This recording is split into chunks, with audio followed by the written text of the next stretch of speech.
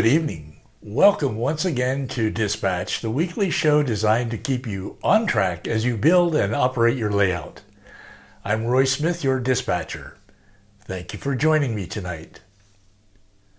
Coming up on tonight's show, your layout photos, the question of the week, your comments, announcements, and a big shout out.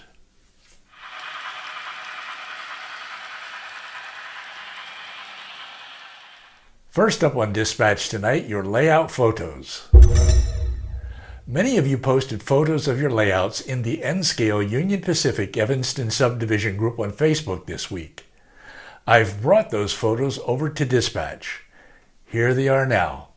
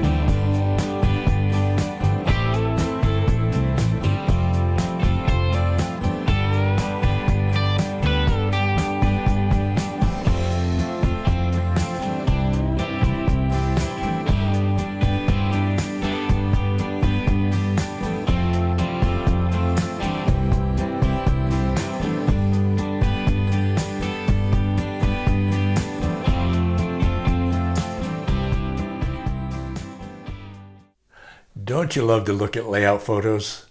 I know I do. Well, I want you to go over to the group a little later on and post a photo of your layout.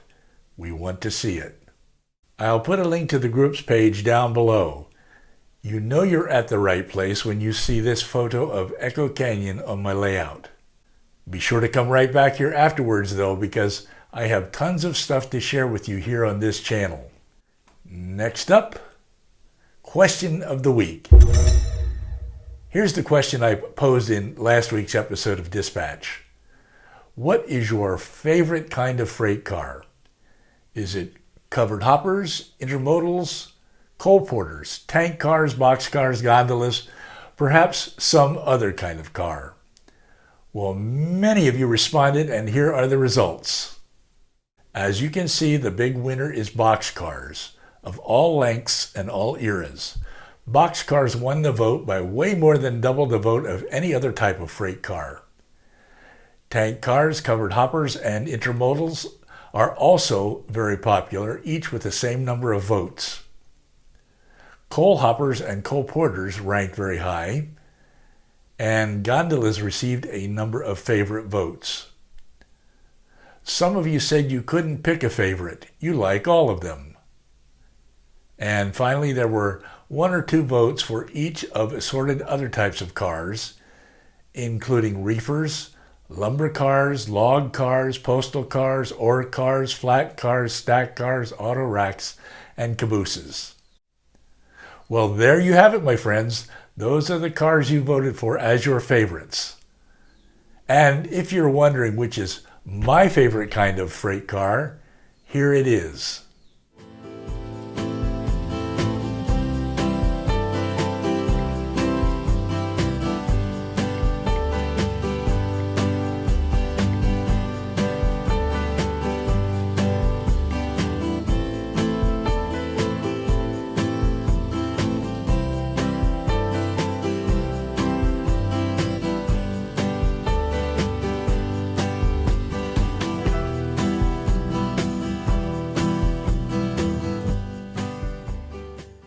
That's right, my favorite is covered hoppers.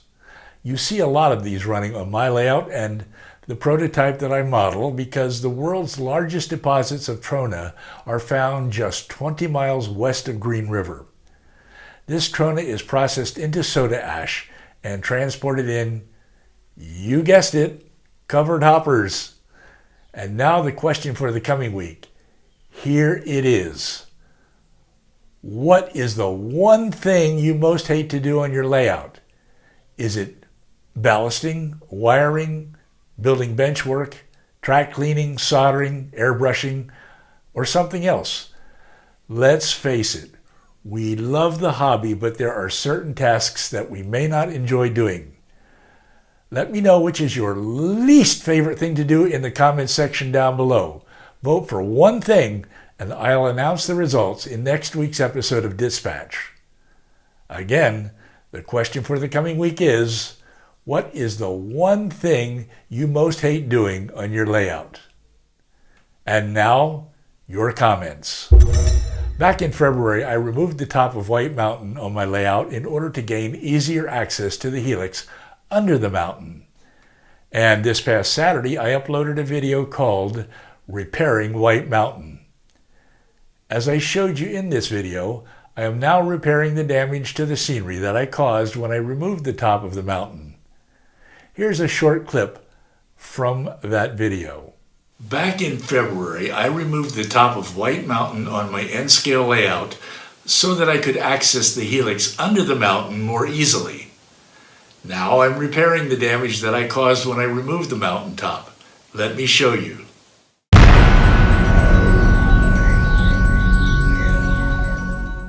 Here's what some of you had to say in response to that video. Tom Placier wrote, "Good advice and step-by-step instructions." Well, thanks, Tom. I'm so glad to be able to fix the damage that I caused to the scenery when I opened the top of the mountain to gain easier access to the helix from above. Making this video about it was a lot of fun. Claude Christ wrote, "That's good advice about making access to the track a first priority. I'll be building a mountain area with 2 return loops and some other trackage going through it.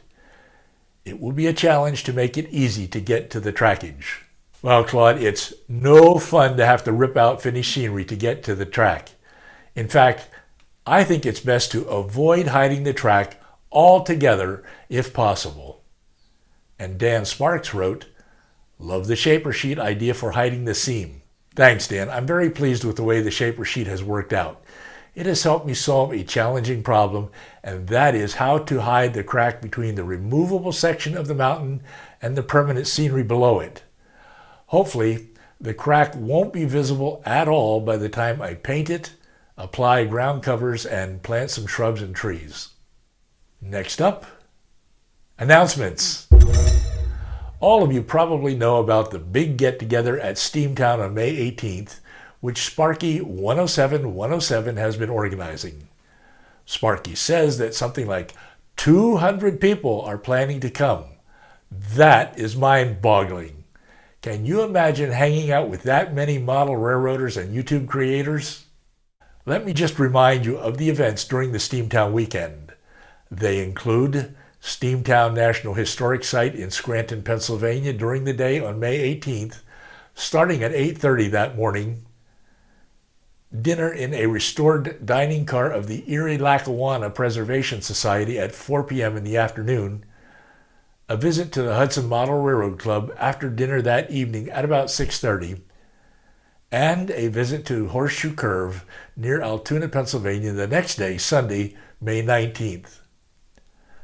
Let me show you some of the photos of the layout of the Hudson Model Railroad Club, which you can visit during this weekend event.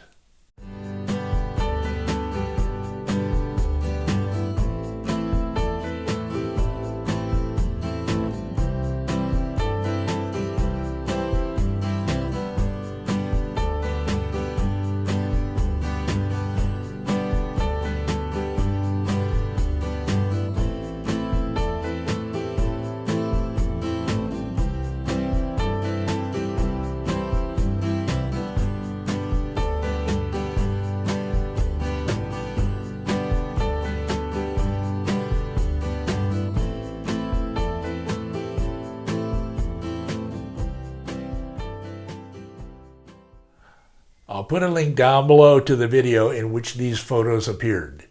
You can go to the video to learn more about the club.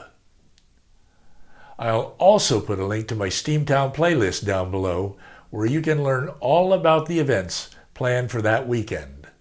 My wife and I are planning to go to this big event, and we'd love to see you there. Now it's time for tonight's big shout out. And tonight's shout out goes to William Arsenault and his Union Pacific LeGrand subdivision and scale layout. Bill has created an amazing 3-level layout in a room measuring 11 feet by 15 feet. The 3 levels are connected by a 17-turn, 36-inch tall helix with the lower of the 3 levels devoted to staging. The prototype UP LeGrand subdivision is located in Oregon. Bill models the mid-1980s to mid-1990s.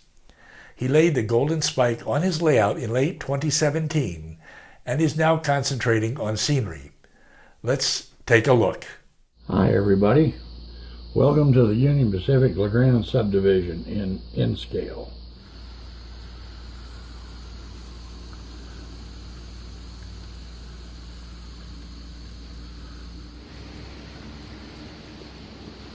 As you can see, this is quite a long train.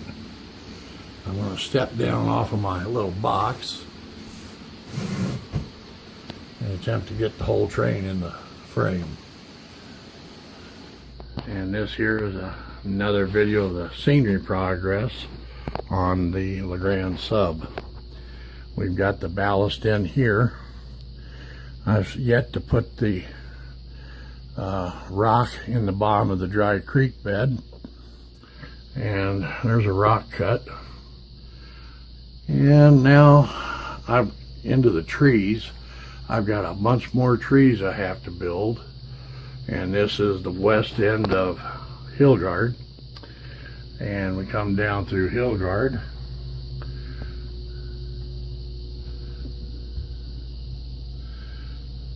And that's the crossing at Hillgard. And, well, let's close the gate here. And it comes across the access bridge and disappears into the helix there. I think you will be impressed by Bill's layout. I know I am. I want you to go over to his channel and take a look for yourself. I'll put a link down below that will take you there. Be sure to subscribe while you're there and tell Bill that Roy Smith sent you. Well, that just about wraps up tonight's episode of Dispatch. Again, I'd like to thank you for joining me tonight. Of course, if you're new here, be sure to subscribe and hit that little bell icon so that you get notified of new uploads on this channel. I upload a new episode of Dispatch on Tuesday nights. In it, I get to interact with you, and it's what you're watching right now. I also upload a layout update on Saturday mornings, in which I share with you the progress I am making on my layout. I don't want you to miss either of these 2 weekly episodes. Until next time then, happy railroading. I'm Roy Smith, and I will see you again very soon.